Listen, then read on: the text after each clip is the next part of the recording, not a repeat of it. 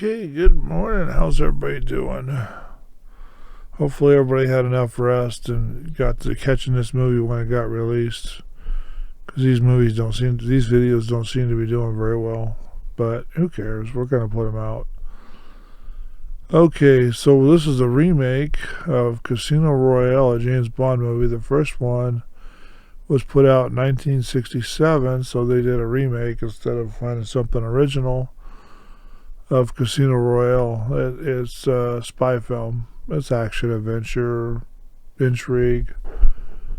This film turned out to be all right, pretty good. They stayed close to the Bond theory, not completely, because the Bond actor, the guy that's playing Bond in this one, really wasn't as good as most of them, but what can happen? They're trying to catch this bad guy that does all kinds of crazy stuff. It ends up turning out to be where this guy, this Bond, got his 007 status at the beginning of the movie. And they talk about lots of things on this concerning Bond movie, but James Bond Enterprises licensed product. Yeah, this is basically a licensed product of James Bond. It did pretty good, but for a modern Bond movie, this one was actually pretty good. They end up at a casino. Our Bond gets beat the first time. He gets a buy-in. CIA. Felix Leiter helps him get back in because he's just bleeding chips. He wins, and then everybody goes through and chases him, tries to kill him for the money because the bad guy needs the money to pay off his loans. That's where it starts to get interesting, is after the card game, because it's kind of boring up till then. Most Bond movies are good from the beginning all the way to the end, except for the end's a little more exciting. But this one was less exciting at the beginning until they got past the card game. Now, they were playing a game of Texas Hold'em. They had to go with they had to get the money from the United States government, or the British government in the UK to get the currency to play this thing. It was like a $5 million buy-in, or no, $10 million buy-in. The second buy-in was $5 million. But they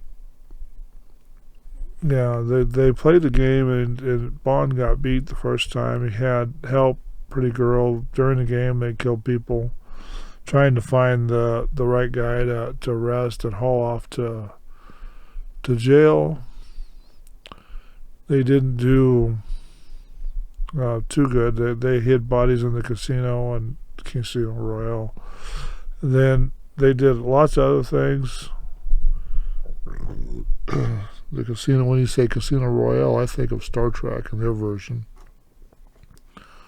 But that's kind of funny, because then after the casino, James Bond and his Aston Martin got wrecked because they stole his girl. They chased him. They destroyed the car, rolled it over, took James Bond and the girl to be interrogated, and they use a rope and a chair with no bottom, and you can see the movie to see what they do to poor James Bond and his balls. So anyway, he endures that, and they have fun, try to make it a fun story, but it's not really a fun story. It's just, him trying to be funny, which he doesn't seem to grasp the concept. But for a James Bond movie, it's interesting. Then, I liked it. I mean, it's a James Bond movie, so I liked it. The newer ones are, getting worse and worse. They're trying to hijack it for politics, and they're just turning out bad. They don't do too well. So yeah, he ends up with. This is where they introduced the original James Bond car too. The old silver one. He ends up with that in another movie. it turns out to be a pretty good action movie. It's based on an older James Bond. They reimagined it a little bit, Casino Royale, but this one, it's really hard to say. It was good, but it wasn't the caliber you would expect from James Bond movies. I mean, it did well in the box office because it had the name, and people are starting to turn away now. But James Bond wakes up in the hospital after it's done, and then the girlfriend shows up because apparently she survived, or the Bond girl survived, and then she's helping him recover out on the green lawn, and everybody's coming to him asking him for the password for the money, and it gets transferred to the wrong spot, to the wrong bank account, because the bank account got changed. So he has to go chase her down and get the money back from her, because she's working with somebody else. She made a deal to keep James Bond alive. And he tracks her all the way to Venice, the streets of water, where they run boats around all the time. I'd love to go see that place one of these days in person, but they're saying the canals are dry right now. I don't know if they're having a low tide season or what, but it'd be still interesting to go see that place. So they end up destroying a building there, and probably getting ready to be destroyed anyway, but it's kind of interesting how they destroyed the building.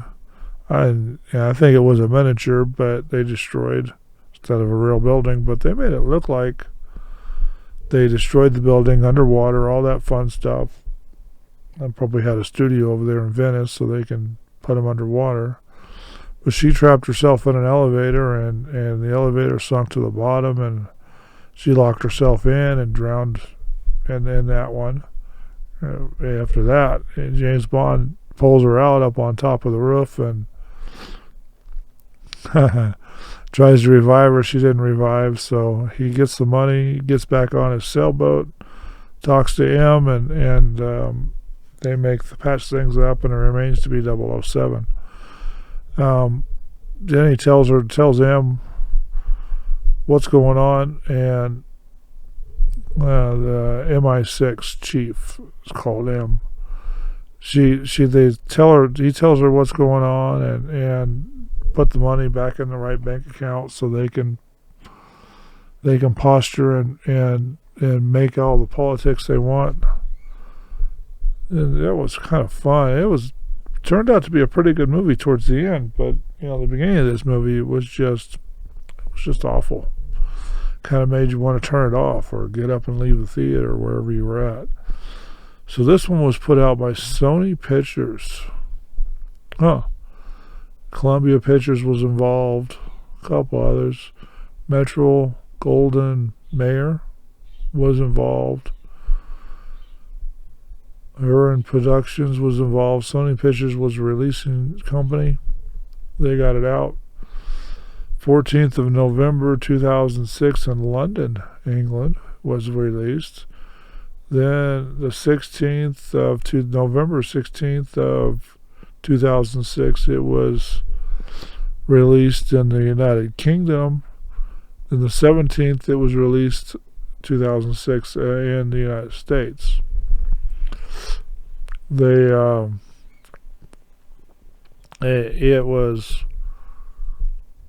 It was in English, and it was released. This thing ran 144 minutes. Reading off my page, by the way. Then it was released in countries. It was released in the United Kingdom, United States, Germany, and it was English movie. It was what we call English. What everybody else calls English is something else. Just go watch Clarkson's Farm on Amazon. But the budget for this thing was $150 million, which is not bad. It's not a high budget. It's not a low budget. It's a medium budget. Then they did at the box office $616.5 million. So I'd say they did pretty good on the Bond movie. Probably just all name recognition, but why not? They did pretty good.